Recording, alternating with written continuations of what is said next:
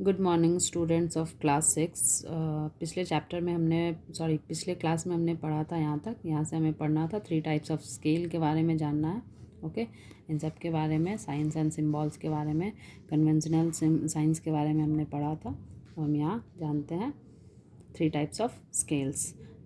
3 types of scales shown on maps are verbal scale, linear scale, and representative fractions. On the basis of the scale, maps can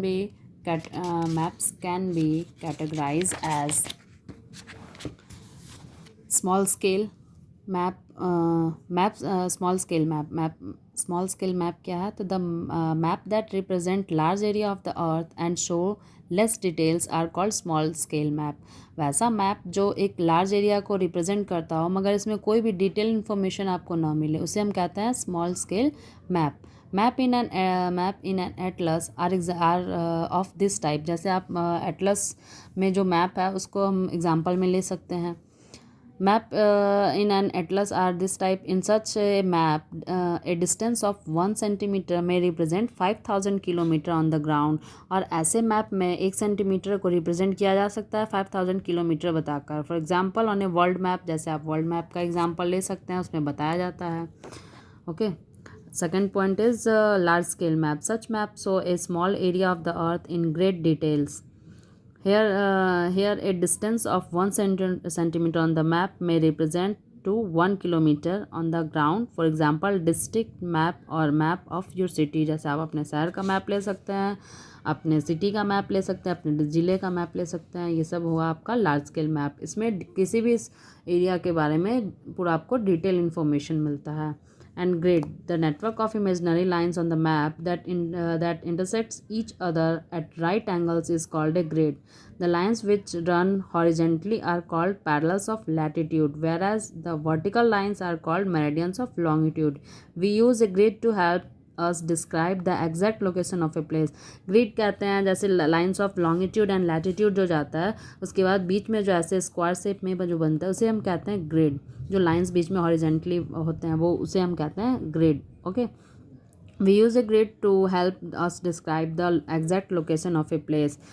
direction और location a features on a map and on a globe.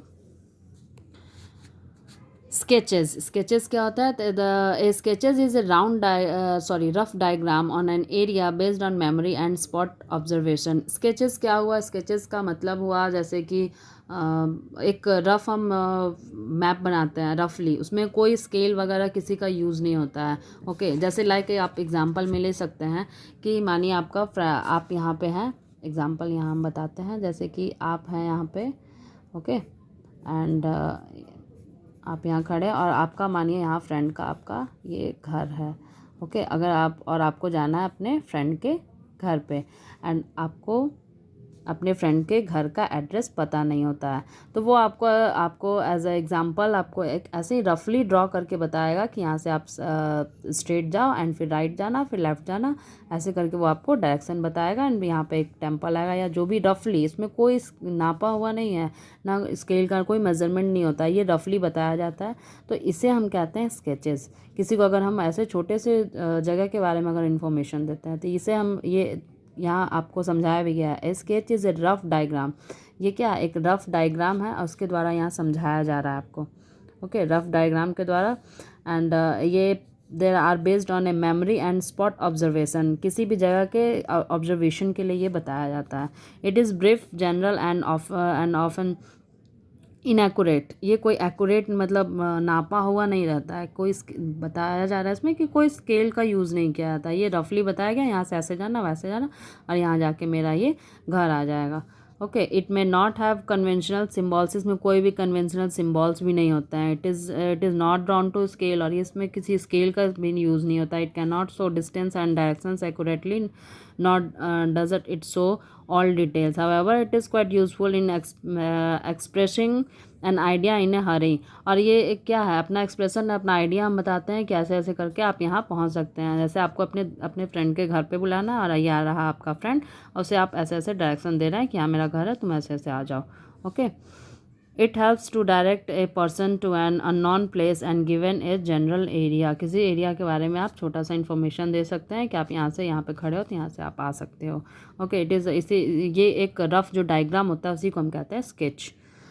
Okay, plan. अब plans क्या है? A plan is a detail drawing of the horizontal layout of a building, park, room or a small area such as market, a housing complex or office which is drawn to scale।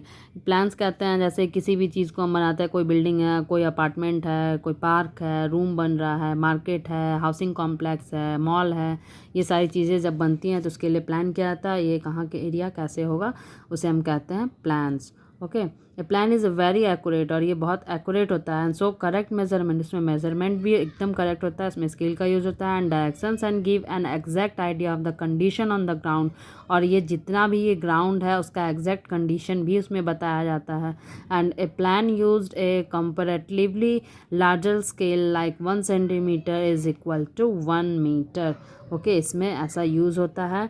इसमें आप देख रहे हैं, आपके पास book होगा, उसमें आप इसे बढ़िया से आप देख सकते हैं, उसके बारे में ऑब्जर्व कर सकते हैं कि कैसे ये प्लान बनाया जाता है। ओके, एग्जैक्ट प्लान ऐसे ही बनाया जाता है। ये चैप्टर हो गया आपका ख़त्म। अगर कहीं भी आपको कोई डाउट होगा तो आप ज़रूर कांटेक्ट करें और पूछें। इसका मैं PDF फाइल बनाकर आपको भेज दूँगी। Okay, thank you.